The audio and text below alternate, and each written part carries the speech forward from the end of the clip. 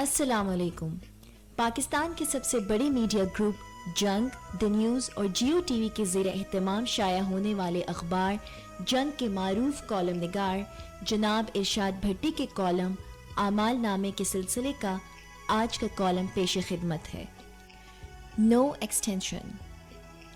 آج موضوع 4 اور سب سے پہلے بات ترکی کی۔ استنبول کے ایک فوجی ڈویژن کی ناکام بغاوت کے بعد 6000 فوجیوں کی گرفتاری تو سمجھ میں آئے، مگر 1000 نجی اسکول، 1200 فلاحی تنظیمیں، مزدوروں کی 1900 آرگنائزیشنز، 15 یونیورسٹیاں اور 35 طبی اداروں پر پابندی، 21000 اساتذہ سمیت محکمہ تعلیم کے 40000 ملازمین، وزارت داخلہ کے 8777 اور وزارت مذہبی امور کے 1000 ملازمین کی معطلی و گرفتاری، 38 صوبائی گورنرز اور 47 ڈسٹرکٹ گورنرز کی برخاستگی، 42 صحافیوں کے وارنٹ،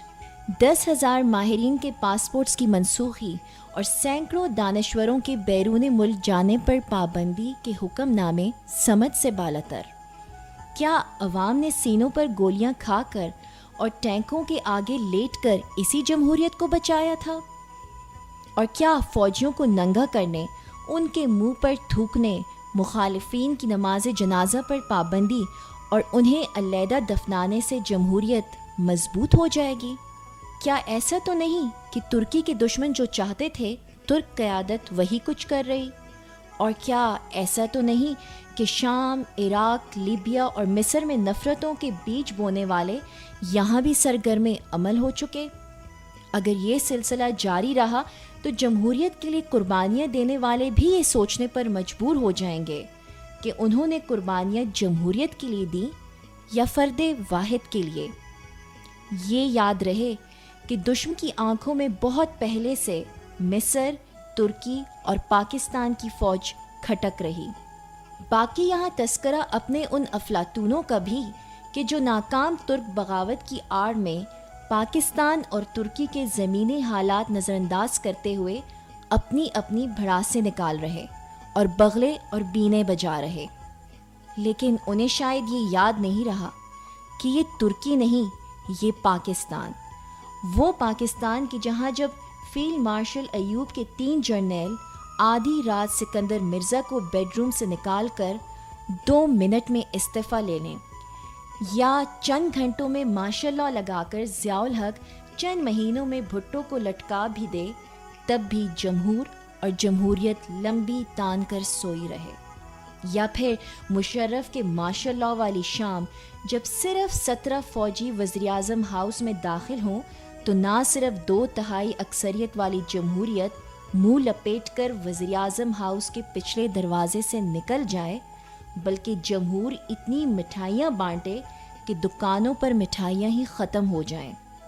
اور پھر وہ ملک کہ جہاں جمہوریت آج بھی روزانہ بادشاہ سلامت کے پاؤں دبا کر سوئے، جہاں آج بھی جمہوریت کی لوریاں صرف شہزادوں اور شہزادیوں کے لیے، جہاں جمہوریت ایسی کہ ایک طرف 2% کی موجوں کی ٹرین رکے ہی نہ اور دوسری طرف 98% کی بھوک ننگ کا سفر ختم ہی نہ ہو، جہاں جمہوریت کی نظر اتنی تیز کہ وہ زرداری صاحب اور اسحاق ڈار کے اندر چھپی معصومیت بھی دیکھ لے، اور جہاں جمہوریت اتنی مضبوط کہ قائد اعظم بھی کراچی میں MQM اور لاہور میں مسلم لیگ نون سے ہار جائیں، اور جہاں کی سدا بہار جمہوریت جیتے جی عبدالقدیر خان کو بھلا دے اور مرنے کے بعد عیدی صاحب پر کفر کے فتوے لگا دے، وہاں اپنی اپنی جمہوری درگاہوں پر خوشی کے شادیانے اور خوشامد کی بینے بجاتے سب خوشامدیوں کے لیے بھی وہی پرہیز جو ایک ڈاکٹر نے اس سپیرے کے لیے تجویز کیا کہ جس نے پیچس لگنے پر دوائی لینے کے بعد جب ڈاکٹر سے پوچھا کہ ڈاکٹر صاحب میں پرہیز کی کراں، تو ڈاکٹر کا جواب تھا بس ہن بین وجاندے ہویا زیادہ زور نہ لاویں۔ آج دوسرا موضوع داعش کا، وہ داعش جس نے عراق، شام اور لیبیا کی اینٹ سے اینٹ بجا دی، جو اپنے ہیڈ کوارٹر شام سے 800 میل دور سعودی عرب میں دھماکے کر لے، جو 2000 میل دور برسلز پر حملہ آور ہو جائے، جو 2100 میل دور فرانس اور ڈنمارک میں قتل عام کر دے، جو 3000 میل دور بنگلہ دیش میں خون ریزی کرنے کی صلاحیت رکھے، جس سے ہزاروں میل دور یورپ خوفزدہ، اور وہ داعش جو اسلام کی ٹھیکیدار بنی ہوئی، وہی داعش اپنے ہیڈ کوارٹر سے صرف 300 کلومیٹر دور مسلمانوں کے دشمن اسرائیل کی طرف آنکھ اٹھا کر بھی نہ دیکھے۔ ایسا کیوں؟ سوچئے گا ضرور۔ آج کی تیسری بات اس آسٹریلین نرس برونی ویئر کی، جو سال ہر سال سے ان مریضوں کی خدمت کر رہی کہ جنہیں ڈاکٹر لا علاج قرار دیں، جن سے گھر والے، رشتہ دار، دوست احباب، حتیٰ کہ پورا زمانہ منہ پھیر لے، اور جن مریضوں کو خود بھی یہ معلوم کہ وہ چند دنوں یا 2-4 ہفتوں کے مہمان، 8 کمروں، 4 برآمدوں اور 2 لانوں والے گھر میں صبح سے شام تک موت کی دہلیز پر بیٹھے ہوئوں کی فرمائشیں پوری کرتی، اور مرنے سے پہلے انہیں مرنے سے بچانے میں لگی وہ برونی ویئر، جو کبھی کسی کی پیپ زدہ زخم دھوتی ملے تو کبھی کسی کینسر زدہ کی الٹیاں صاف کرتی پائے جائے، اور جو کبھی کسی کو بائبل سنا کر سکون پہنچائے تو کبھی کسی کو چرچ لے جا کر اس کا ڈپریشن کم کرے، اسی برونی ویئر اور آخری سانسیں گنتے اس کے مہمانوں کے ساتھ 2 ماہ پہلے ایک غیر ملکی ٹی وی چینل کی ٹیم نے پورا دن گزارا۔ اس روز 10 گھنٹے ساتھ بتا کر شام کو خدا حافظ کہنے سے پہلے دروازے میں کھڑے ٹی وی چینل کے ٹیم لیڈر نے برونی سے جب یہ آخری سوال کیا کہ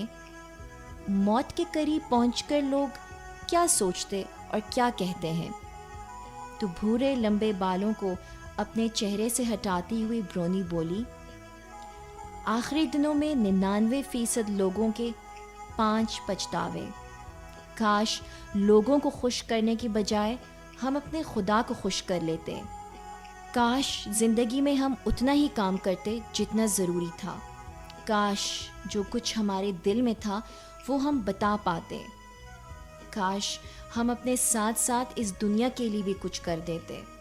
اور کاش ہم فضول قسم کے خوف اور پریشانیوں میں وقت ضائع کرنے کی بجائے اپنی مرضی کی زندگی جی لیتے۔ یہ کہہ کر برونی بات کرتے کرتے رکی، اور پھر اس نے ایک لمبی سانس لے کر